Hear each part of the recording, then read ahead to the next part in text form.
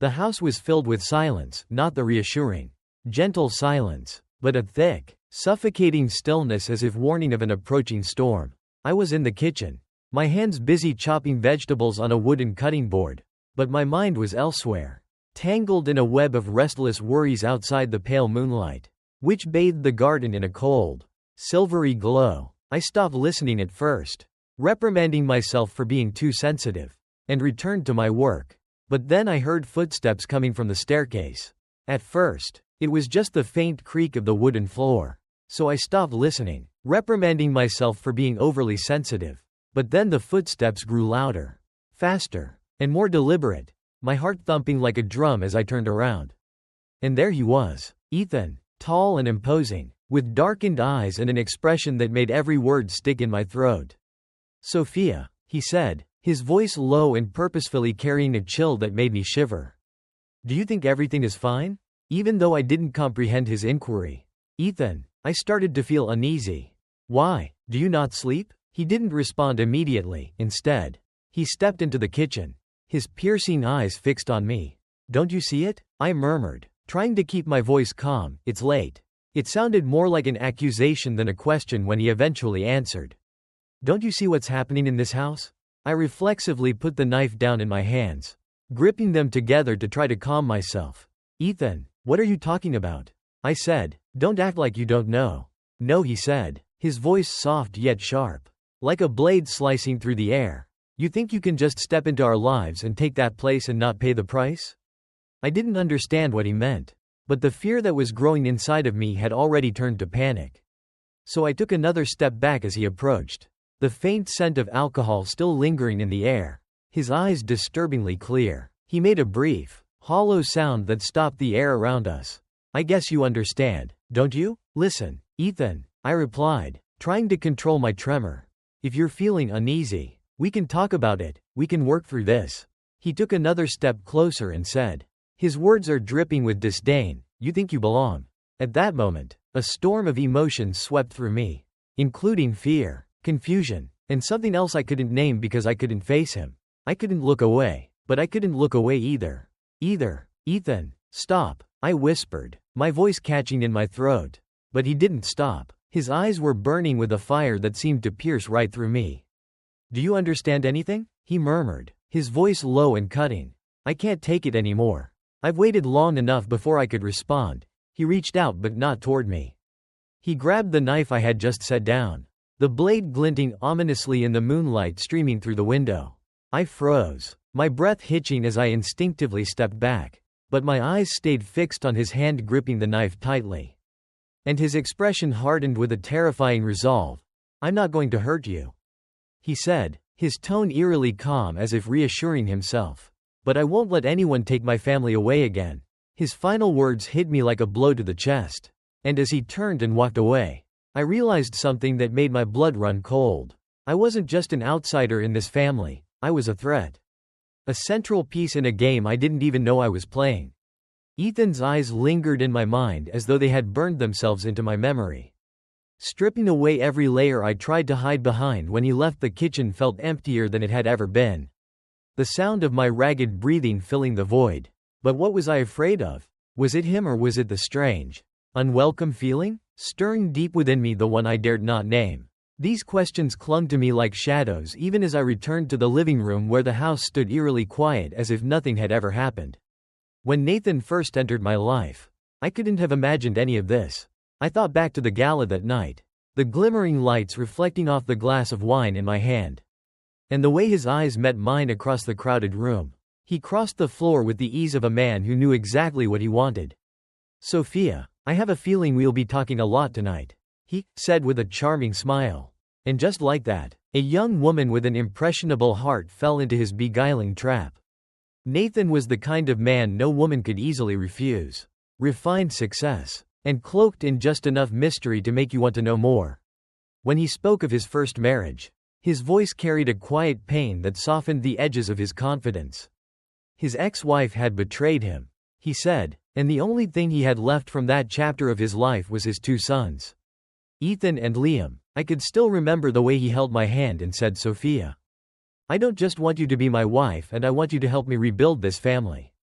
It felt like a promise, and I promised him in return that I would try. But reality has a way of making promises cruel. I knew Ethan didn't like me the moment we met. He stood at the top of the staircase silent and unmoving, watching me with an intensity that felt almost predatory, as though he were assessing an intruder. Liam, the younger of the two, was quieter, harder to read, but his silence carried a weight that made me feel just as isolated. Nathan, ever the optimist, assured me it's just a matter of time, Sophia. They'll come around. But as the days turned into weeks, I began to wonder if time was healing anything or simply deepening the fractures. The cracks became impossible to ignore as Nathan's work pulled him away more often.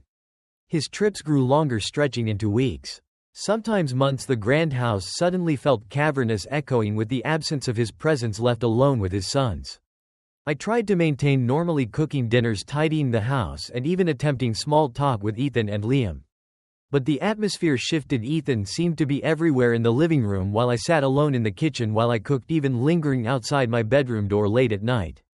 "Do you really think you belong here?" he asked me once, his voice calm yet razor sharp. I didn't know how to respond. Every word he spoke felt like a trap. And the harder I tried to extricate myself, the deeper I felt it was Liam who surprised me the most. Quiet and unassuming, he had always seemed like the least threatening presence in the house. But one night, while Nathan was away on a business trip, Liam appeared at my bedroom door, his face pale as a ghost. "Sophia," he stammered, his voice trembling. "I need to tell you something. Be careful around Ethan.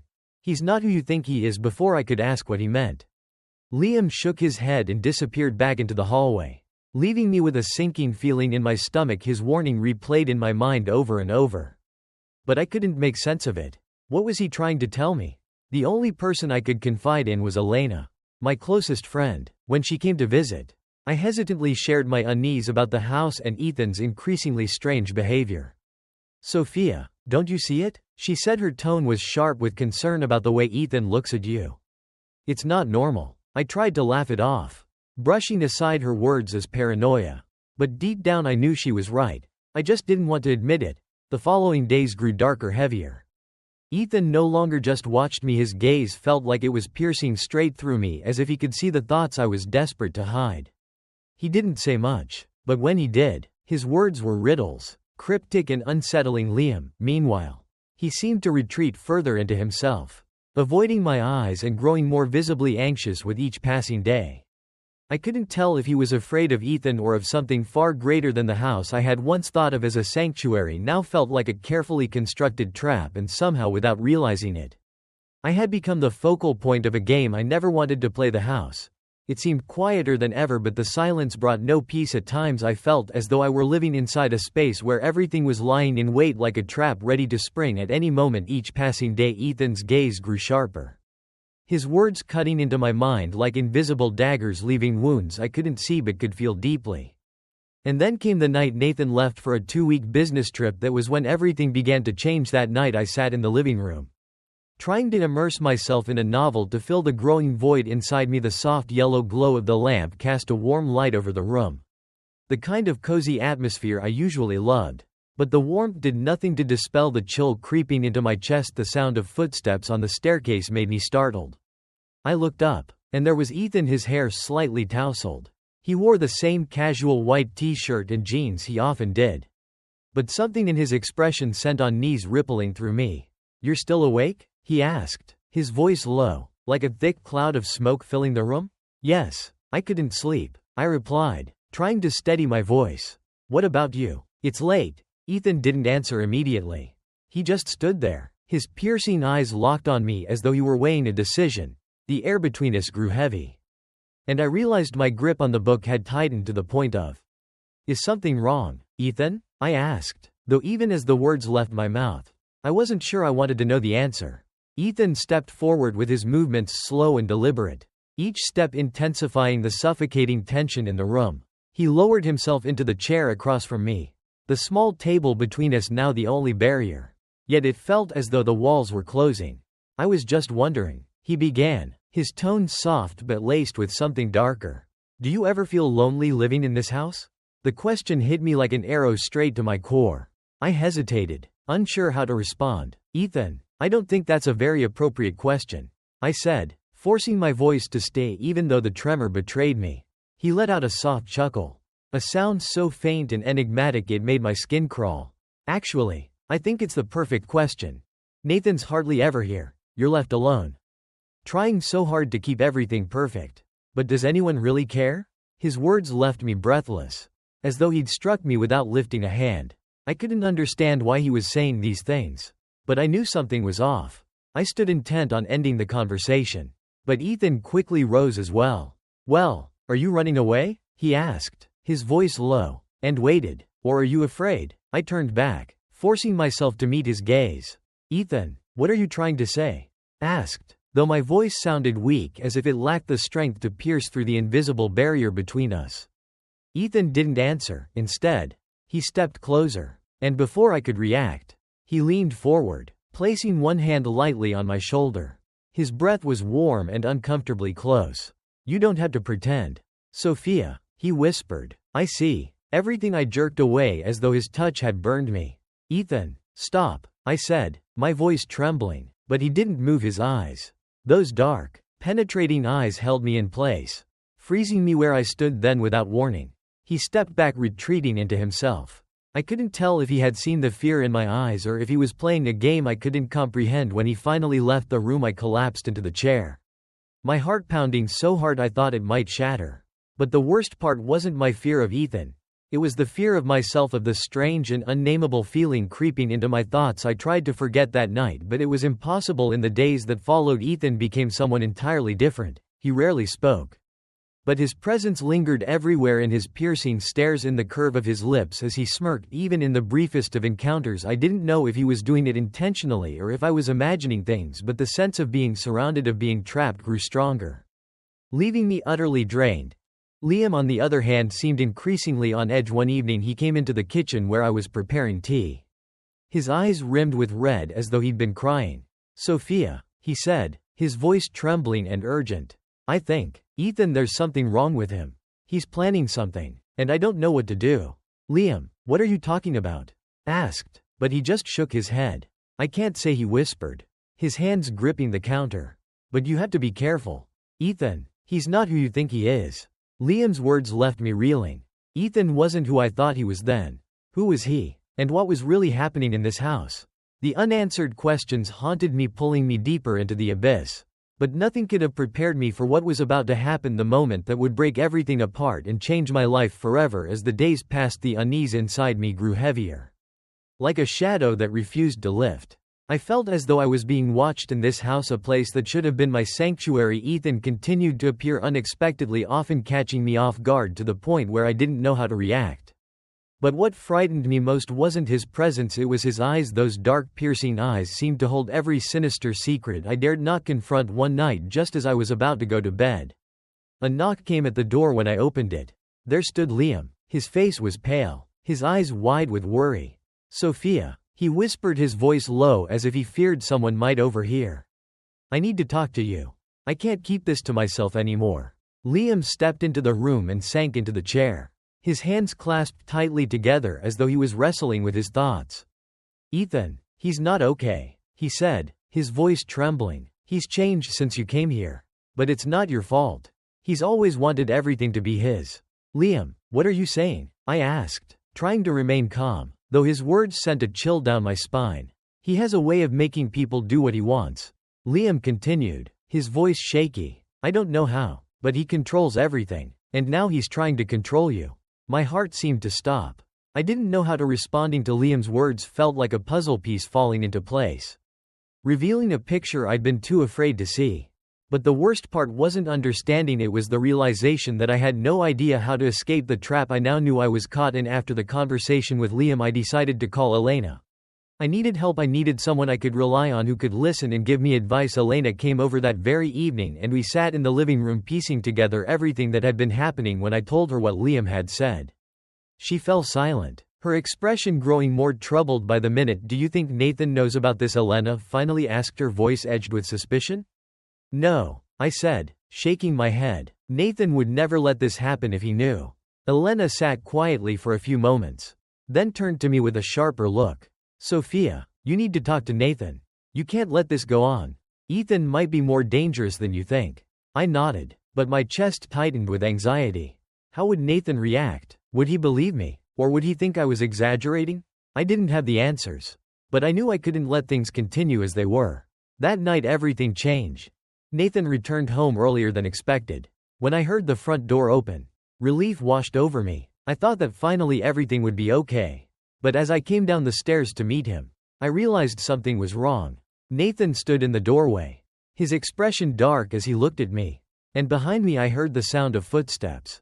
Nathan stepped inside, his gaze flicking between me and the staircase. Then his voice, low and commanding, filled the space. "Ethan," he said, "what's going on here?" I turned to see Ethan standing on the staircase, his face calm and cold as though nothing had happened. But I knew Nathan had noticed something I had been trying to keep hidden. "Nothing, Dad," Ethan said in his tone, unsettlingly steady. "Just a little chat between me and Sophia." "What kind of chat?" Nathan asked, moving closer. "Sophia tells me I couldn't find the words. It felt as though I'd been paralyzed, the air around me too thick to breathe." Ethan's eyes locked on mine and I saw something in them, a warning. If I spoke, it would all be over, not just for Ethan but for me too. "Nothing important, Nathan," I said, forcing my voice to remain steady. "Ethan was just talking about how he's been feeling since I came here." Nathan's gaze shifted between us, doubt creeping into his expression, feeling how he asked, his tone now tinged with suspicion. Ethan stepped down from the staircase, each footfall heavy like a countdown to something inevitably. "Dad said," his voice sharp but measured, "I think it's time we had an honest conversation about this family and about Sophia's." Words exploded into the room like a bomb. I couldn't believe what I was hearing. What was he doing? I didn't understand his intentions. But I knew he was pushing everything to its breaking point. And I didn't know how to stop it. Nathan's focus snapped to Ethan, his eyes narrowing. "Ethan, explain yourself." Ethan smirked, a cold, calculating expression that made my stomach churn. "You thought everything would be perfect if you brought Sophia into our lives," he said, his voice laced with derision. "But you were wrong. She doesn't belong here. And I'm going to prove it." His statement hit me like a punch to the gut. I didn't know what he was planning, but I felt as though I was teetering on the edge of something catastrophic. Nathan turned to me, his eyes filled with disappointment. "Sophia, is there something you're not telling me?" I felt like I was free falling, unable to catch my breath. I wanted to say something, anything, but the words were lodged in my throat. And in that moment I realized everything had spiraled beyond my control. Nathan stared at me, his eyes full of doubt and disappointment. The space around me seemed to shrink, as though the walls were closing in. Everything felt like it was crumbling. But before I could say anything, Ethan stepped forward, his voice cut through the tension like a blade, cold and full of challenge. "We all know Sophia doesn't belong here," Ethan said, his tone calm yet razor sharp. "I've tried to warn you, Dad, but you wouldn't listen. Did you think bringing her here would fix everything? You were wrong." Nathan turned to Ethan, his face filled with confusion. "Ethan, what are you saying? Isn't just about how you feel. What are you trying to accomplish?" Ethan let out a soft, bitter laugh. "I'm not trying to accomplish anything, Dad. I just want you to see the truth, that we don't need her. And she's going to destroy this family." I felt like I was being torn apart by Ethan's words, each one cutting deeper than the last. But before I could react, Liam's voice rang out from the hallway, trembling yet stronger than I'd ever heard before. "Enough, Ethan." The three of us turned to Liam. He stood there, his eyes glistening with tears but blazing with determination. "Sophia hasn't done anything wrong," Liam said, his voice breaking but steady. "You're the one who's destroying this family. You've manipulated everyone and turned everything into a nightmare." Ethan turned to Liam, his eyes dark and dangerous. "Shut up, Liam," he growled, his voice low and menacingly. "You don't know what you're talking about." "No," Liam said, his voice cracking but defiant. "I know exactly what I'm talking about. I've stayed silent for too long. I allowed you to have complete power over me. But I'm at my breaking point." The words that followed shocked me even more. Liam, who had always been so quiet and hesitant, was now standing up to his brother. He told me, "Ethan doesn't just want to get rid of you, Sophia," and his voice broke as tears fell down his cheeks. "He wants to destroy everything," he said, adding that he would stop at nothing to make you leave and make Dad regret ever bringing you here. I was too afraid to say anything because the room seemed to freeze. Ethan sneered at his hollow and bitter laugh, saying, "How pitiful." But Nathan just stood there, his eyes unfocused, as if unable to piece everything together. I went to him and silently begged him to say anything to stop this madness. Are you certain Dad will think you do? Will he pick you over me? In your opinion? You've always been weak and always sheltered behind me. So why do you believe you can suddenly challenge me? The stillness that followed was suffocating as Nathan's voice screamed through the room. Rebounding off the walls, he glanced to Ethan, his face displaying a mix of anguish and rage, and then changed his eyes to me. Sophia, saying, his voice is low, almost pleading. I wanted to speak to clarify something, but I felt like my throat had stopped up. Is there anything you haven't mentioned? I couldn't find the right words to express the chaos inside of me. But before I could react, Ethan stepped forward with his eyes shining with triumph. He said, "Don't blame Sophia's dad." His voice was unnervingly calm. And he said, "She's just a piece in my plan." I stared at him, unable to understand what he was saying. But then I noticed how he smiled and looked at me. The tension he created between us had been planned. It was all part of his game. Nathan stood frozen, his face stunted with shock. "Talking about nothing, Dad," Ethan said in a gentle yet piercing voice. "I just wanted to remind you of one thing. No one can ever replace Mom." With that, Ethan turned and left the room in a suffocating silence, leaving Nathan's face etched with hurt and confusion and Liam standing motionless with tears streaming down his cheeks and me. I felt as though I had lost everything, not just Nathan, but the faith I'd once had in what we could be. The following morning, I left the house with no goodbyes, no tears, just a hollow aching emptiness. As I walked out the door, I realized I wasn't just leaving the house but also leaving behind a part of myself that I knew I'd never return to. And as I took one last look back, all I could think was, have any of us truly escaped this game? Or are we all just pawns in Ethan's hands playing a role I never understood until it was too late?